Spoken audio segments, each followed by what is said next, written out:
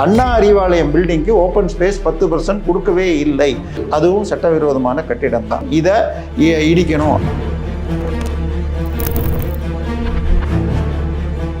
இங்கே யார் யாருக்கு வீடு இருக்குன்னு தெரியுமா? திரு கமல்ஹாசனுக்கு இருக்கிறது, திரு உதயநிதி ஸ்டாலினுக்கு இருக்கிறது, திரு ஜோசப் விஜய்க்கு இருக்கிறது. உதயநிதியுடைய தம்பி சார் ரதீஷ் புதுசாக ஒன்று சின்னதாக ஒரு 350 கோடியில் கட்டிட்டு இருக்காங்க. ஸோ இப்போ கையை வச்சா வயலேஷன்ஸை இடிக்கணும், ரத்து செய்கிறேன்றாங்க. இதுக்கு எந்த பில்டிங்க்கும் இவங்க அப்ரூவலே வாங்குறது கிடையாது.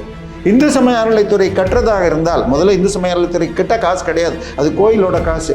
அந்த துறை பேரில் ஏன் அப்ரூவல் வாங்குறாம கட்டுறீங்க?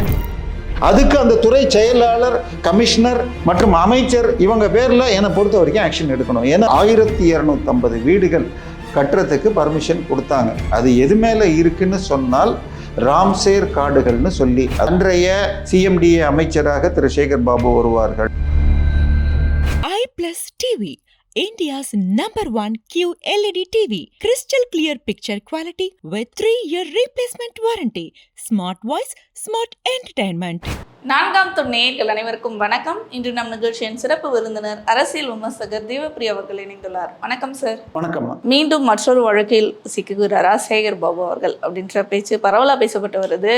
அதாவது நில மோசடி வழக்கில் சேகர் பாபு அவர்களுக்கு தொடர்பு இருப்பதாக பல செய்திகளும் வந்துட்டு இருக்கு. என்ன பின்னணி சார், இந்த வழக்கின் பின்னணி என்ன சார்? இல்லை, சேகர் பாபு பல்வேறு விஷயத்தில் இருக்காரு. அவர் இந்து சமய அறநிலைத்துறை அமைச்சராகவும் சிஎம்டிஏ அமைச்சராகவும் இருந்தார். சிஎம்டிஏ துறையில் அவர் இருந்த அந்த நேரத்தில் 25 நம்ம பள்ளிக்கரணையில் பெரும்பாக்கத்தில் என்ன சொல்லப்போனால் அங்கே உங்களுக்கு 1250 வீடுகள் கட்டுறதுக்கு பர்மிஷன் கொடுத்தாங்க. அது எது மேலே இருக்குன்னு சொன்னால் ராம்சேர் காடுகள்னு சொல்லி, அதாவது ஈர மணல், அது சதுப்பு நிலம்னு நம்ம சொல்லுவோம். அது மழை பெஞ்சா தண்ணியை ஊறிக்கும், அது அந்த ஏரியா ஃபுல்லாக நிலத்தடி நீரை காப்பாற்றும். அதில் எந்த கட்டுமானமும் கட்டக்கூடாது.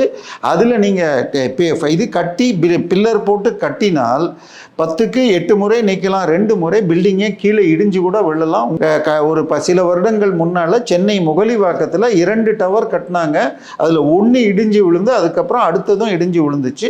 அது மதனந்தபுரம் ஏரியை விட்டு முகலிவாக்கத்தில் இருந்த ஒரு சதுப்பு நிலம். ஸோ இது அதாவது சதுப்பு நிலம்னாலே அது கிட்டத்தட்ட கோஸ்டல் ரெகுலேட்டரி ஜோனில் தான் வரணும். அடுத்தது இது மொத்தம் 3000 ஏக்கருக்கும் அதிகமாக ஒரு பகுதி ரிசர்வ் ஃபாரஸ்டாகவும் மீதி ஈர மண் கொண்ட சதுப்பு ராம்சேர்னு சொல்லியிருக்காங்க.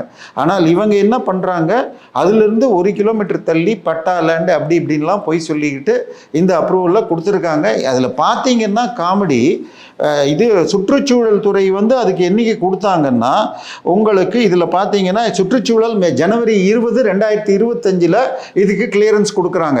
சிஎம்டிஏ பில்டிங் அப்ரூவல் ஜனவரி 23ஆம் தேதி. அந்த ஆஃபீஸ்லேருந்து இந்த ஆஃபீஸ் லெட்ரு வரத்துக்கே 10 நாள் ஆகும். 20ஆம் தேதி லெட்ரு போட்டாலே உங்களுக்கு 24, 25 வரைக்கும் கையெழுத்தாகி வெளியில் டிஸ்பேச்சுக்கு வரும். அப்படி இருக்கிறப்ப 20ஆம் டேட்டில் சுற்றுச்சூழல் அப்ரூவல் இருக்குது, 25 கிளியர் ஆகுது. அந்த காலகட்டத்தில் ஒரு 3-4 துறைக்கு முக்கியமான இன்வால்மெண்ட் இருக்குங்கிறாங்க. ஒன்று அந்த இடத்துல, இன்னொன்று பெரும்பாக்கத்தில் நல்ல ப்ராப்பர்ட்டி கிளியர் பட்டா லேண்டு ஃபாரஸ்ட் லேண்டு வராதுன்னு இருந்தால் 1.25 கோடி போயிட்டு இருந்தது. நான் சொல்கிறது 2000. பட் இவங்க எப்போ வாங்கினாங்க, ஒரு 2-3 வருஷத்துக்கு முன்னாடி வாங்கியிருந்தா இந்த மாதிரி பல்காக வாங்குறப்ப ஏக்கர் 5 கோடின்னு வாங்கியிருந்தா 14.6 ஏக்கருங்கிறது உங்களுக்கு 75 கோடி. அதில் பில்டிங் அப்ரூவல் வாங்கியாச்சுன்னா நாங்கள் இவ்வளோ கட்டுறோன்னு சொன்னாலே மக்கள் போய் அட்வான்ஸ் கொடுத்து கட்டுவாங்க. ஸோ அப்போ ஒரு 100 கோடி ரூபாய் இன்வெஸ்ட்மெண்ட்டில் லஞ்சம் கொஞ்சம் கொடுத்தாச்சுன்னா 2000 கோடி பண்ணிவிட்டு 1000 கோடி லாபம் வர முடியும். அந்த வேலைக்கு அவங்கள் திரு விஜய் அவர்கள் இப்போ இதில் தேர்தல் பேச்சப்பையும் சொன்னார், அன்னைக்கு வெள்ளை அறிக்கை வர்றப்பையும் சொன்னாங்க, பல திட்டங்களில் 30% வரை முதல் குடும்பத்துக்கு போகுதுங்கிறாங்க. இப்போ 2000 கோடி திட்டத்தில் 30% போட்டால் 600 கோடி ரூபாய் வரைக்கும் லஞ்சம் வரலாம். இதில் அன்றைக்கு சுற்றுச்சூழல் இதுக்கு எப்படி என்விரான்மெண்டல் கிளியரன்ஸ் கொடுத்தாங்க. சுற்றுச்சூழல் செயலராக இருந்தது ஒரு மூத்த அதிகாரி. அவர் அன்றைய சீஃப் செக்ரட்டரியுடைய மனைவியாகவும் இருந்தவர். ஸோ சீஃப் செக்ரட்டரிக்கு இதில் பங்கு இருக்குங்கிறாங்க, இவருக்கு இருக்குங்கிறாங்க. சிஎம்டிஏ துறை, வனத்துறை, இது மாதிரி பல்வேறு துறைகள் இருந்து ஆளுக்கு 50லேருந்து 100ன்னு பல பேருக்கு கொடுத்ததாக சொல்கிறாங்க. ஏன்னா 500 கோடி கடை கொடுத்துருந்தா கூட 100 கோடி இடத்துக்கு 2000 கோடிக்கு ப்ராஜெக்ட். ஸோ இதில் வந்து 500 கட்டுறதுக்கு 500 வச்சா 1000 கோடி லாபம் வர முடியும். பட் 10க்கு 8 தடவை நிற்கலாம். 2 தடவை விழுகுன்னா ஒரு பில்டிங் விழுந்தா 125 வீடு ஒரு பில்டிங்கில் மொத்தம் 14 ஃப்ளோர், இது 1295 வீடு, ஒரு வீட்டுக்கு 5 பேர்னு போட்டால் 500 பேர் என்ன அவங்க கீழே யாராவது இருந்தாலும் பாதிப்பு வரலாம். இன்னொன்று, ஒரு பில்டிங் விழுந்தால் அப்புறம் மற்ற இருக்க முடியுமா? நான் உங்களுக்கு கொடுக்குற முகலிவாக்கம் எப்படி அந்த பில்டிங் கட்டினா எப்படி இருக்கும் இதே. அடுத்தது, இது ராம்சேர் காடுன்னு பார்க்காம நீங்கள் சதுப்பு நிலம்னு எடுத்துக்கிட்டால் சிஆர்ஜெட்டில் வரும். இப்பயும் போங்க, கோட்டூர்புரத்தில் அந்த இது கூவத்தை ஒட்டினாப்படி ஒரு 60 அடி ரோடு ரைட் சைடில் போயிருப்பாங்க. இங்கேருந்து நீங்கள் சிட்டிக்கு போகிறப்ப அந்த 60 அடிக்கு பின்னாடி ஒரு 8 மாடி பில்டிங் இருக்குது. அதெல்லாமே 2006-11 திமுக ஆட்சியில் அழகிரிக்கு அங்கே ஏதோ வீடு அவருக்காக கட்டப்பட்டதும்பாங்க. ஸோ இன்றைக்கும் நீங்கள் கோட்டூர்புரத்தில் 2022 வந்த வெள்ளமாக இருக்கட்டும், 2015 ஃபர்ஸ்ட் ஃப்ளோர் தாண்டி செகண்ட் ஃப்ளோர் படி வரைக்கும் தண்ணி வரும். அப்படிப்பட்ட கோஸ்டல் ஏரியாவில் ஒரு 60 அடி ரோடு கொடுத்தாச்சு. இன்னும் இப்போ சொன்னால் தமிழ்நாட்டில் இப்போ இதுமா சென்னையில் ரொம்ப ஃபேமஸான கன்ஸ்ட்ரக்ஷன் கம்பெனி காசா கிராண்டா, அப்புறம் இன்னொன்று என்னது இருக்குது ஹேஷியமா, அவங்க பிரார்த்தனான்னு ஒரு தியேட்டர் ஈசிஆரில் இருந்துச்சு 29 ஏக்கரில். அது லெஃப்ட் சைடில் இருந்தால் அது கோஸ்டல் ரெகுலேட்டரி ஜோனில் வந்துடும். கோஸ்டல் ரெகுலேட்டரி ஜோன்னால் நீர்நிலையிலிருந்து முதல் 500 மீட்டருக்கு எதுவும் கட்டக்கூடாது. அதிலிருந்து 900 மீட்டருக்கு 0.9 FSI தான். 0.9 FSIனா என்னென்னா G+1 தான் கட்டலாம். 1000 சதுரடி மனை இருந்தால் கிரவுண்டு ஃபஸ்ட்டு சேர்த்தே 900 தான் கட்டலாம். அப்படி கட்டினா அவனுக்கு லாபம் வராதுன்னு சொல்லிட்டு பின்னாடி ஒரு ரோடு இருக்க மாதிரி வில்லேஜ் மேப்பையே மாற்றப்பட்டதாக ஒரு மூத்த ஊடகவியலாளர் சொன்னாங்க அந்த ஏஷியம் கம்பெனிக்காக. இன்னும் சொல்ல போனால் இந்த இது வந்து முழுக்க சட்டவிரோதமான அப்ரூவல். சிஎஸ்ஆர் ஏரியாவில் காடு, ராம்சேர் காடு என்று தெளிவாக இருக்கிறத மாற்றி கொடுத்துருக்காங்க.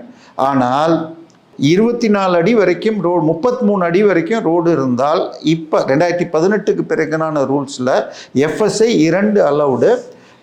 இது G+2 ஸ்டில் +3 அல்லது G+3 G+2 கட்டலாம். 33 அடிக்கு மேலே ரோடு போச்சுன்னா G+4 வரைக்கும் கட்டலாம். ஸோ இப்படி தான் ரூல்ஸ் இருக்குது. 60 அடி ரோடுக்கு மேலே போனால் FSI, அப்போ MSBன்னு சொல்லிட்டு மல்டி ஸ்டோரி கட்டலாம்.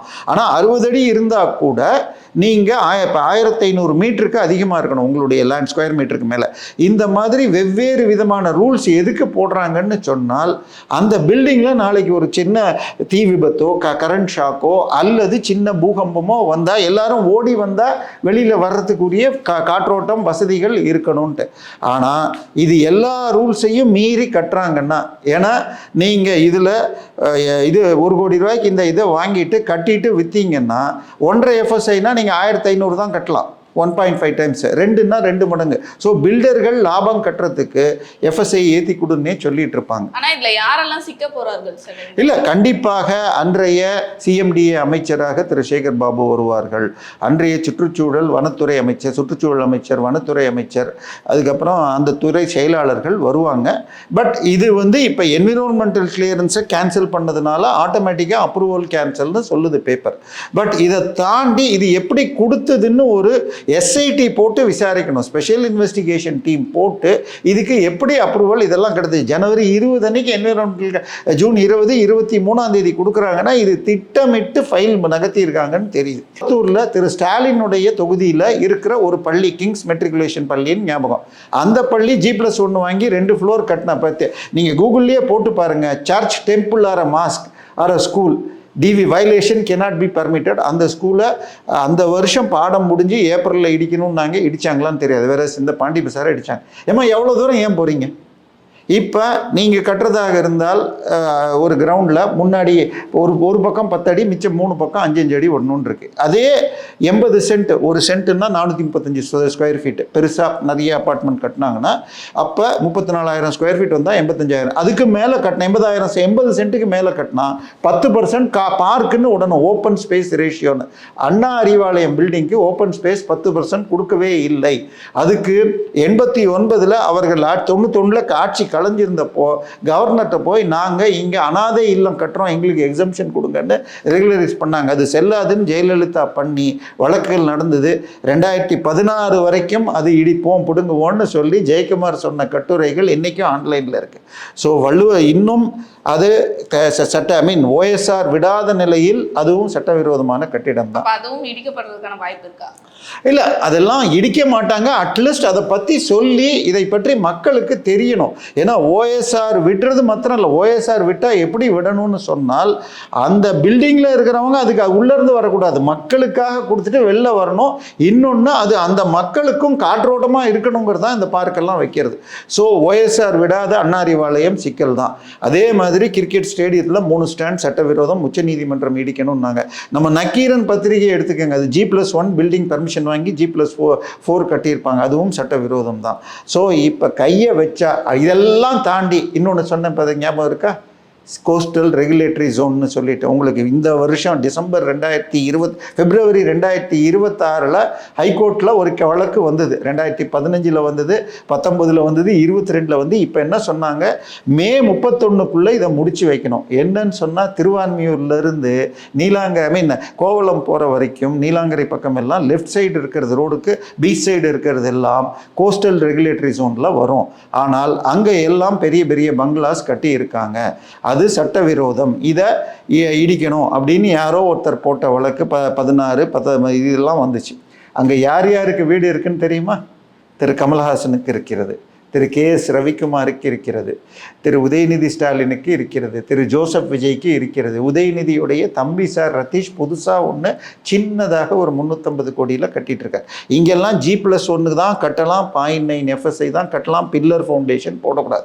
ஏன்னா இந்த மாதிரி வாட்டர் பாடி கிட்ட இருந்தால் நீங்கள் பில்லர் ஃபவுண்டேஷன் போட்டால் 20 அடி 10 அடிக்கு காங்கிரீட் போடுறேன்னு நோண்டி பண்ணிங்கன்னா பக்கத்தில் இருக்கிற பில்டிங்கெல்லாம் ஆபத்து வரலாம், தண்ணி ஃப்ளோ பாதிக்கு வரலாம்.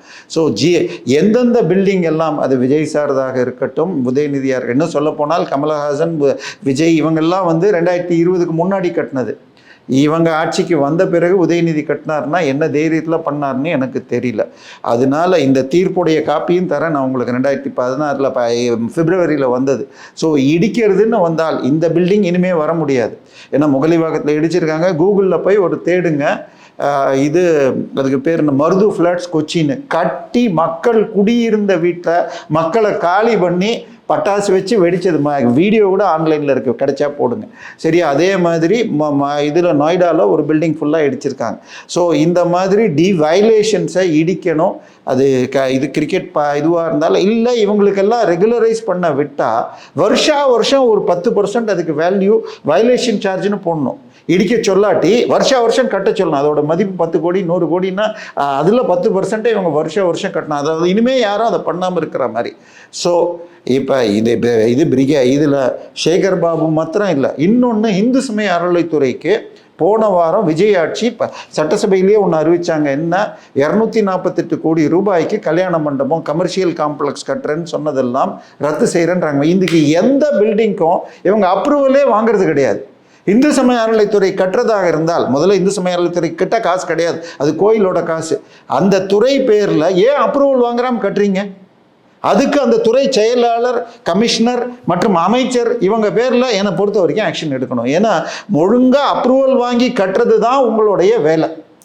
ஸோ இது வந்ததுன்னா சேகர் பாபு வரலாம், அந்த அன்றைக்கு துறை செயலர் யார், துறை கமிஷனர் யார், இவங்க பேர்லேயும் ஆக்ஷன் வரலாம். கவர்மெண்ட் பில்டிங் கட்டினாலும் எல்லாமே அப்ரூவல் வாங்கிட்டு தான் கட்டணும். ஏன்னா இதில் கள்ளக்குறிச்சி கலெக்டர் ஆஃபீஸ் கோயில் எடுத்த வழக்கு வந்தப்போ என் நண்பர் எப்படி ஸ்டே வாங்குறதுன்னார். நான் சொன்னேன் அப்ரூவல் இருக்காது, செக் பண்ணுங்கன்னா அதுக்காக ஒரு 6 மாதம் இழுத்துச்சு. ஸோ இவங்க எந்த அப்ரூவலும் வாங்குறாமல் கட்டுறாங்க. ஸோ தயவு செய்து இந்த ஒரு கேஸை வச்சுக்கிட்டு அறப்போறவர்கள், என் நண்பர் ஜெயராமன் போட்ட வழக்கை வச்சு இந்த இதில் வந்து இப்போ அந்த அப்ரூவலை கேன்சல் பண்ணியிருக்காங்க. ஆனால் ஒரு ஸ்பெஷல் இன்வெஸ்டிகேஷன் டீம் போட்டு இதில் என்ன ஊழல் நடந்ததுன்னு பார்த்து சம்மந்தப்பட்ட அமைச்சர்கள், அதிகாரிகள், IAS அதிகாரிகள் யார் தவறு செய்திருந்தாலும் அவர்கள் மீது சட்டப்படியான நடவடிக்கை எடுக்கணும். அப்போ தான் மக்கள் இனிமேல் செய்ய மாட்டாங்க. அதே மாதிரி ECRலேயும் அந்த வழக்கை முடிக்கணும். அப்படி ரெகுலரைசேஷன் கொடுத்தால் வருடம் கட்டணும்னு வரணும். ஏன்னா இனிமேல் யாரும் வயலேஷன் பண்ணாமல் இருக்கணும்னு வரணும். நேற்றைய தினம் இன்னொன்று வந்திருக்கு, 20,000 ஸ்கொயர் ஃபீட்டுக்கு மேலே கட்டினா உள்ளுக்குள்ளேயே நீங்கள் திடக்கழிவு மேலாண்மை இதை குப்பையை க்ளீன் பண்ணுறதுக்கு வைக்கணும்னு கொண்டு வரணுங்கிறாங்க.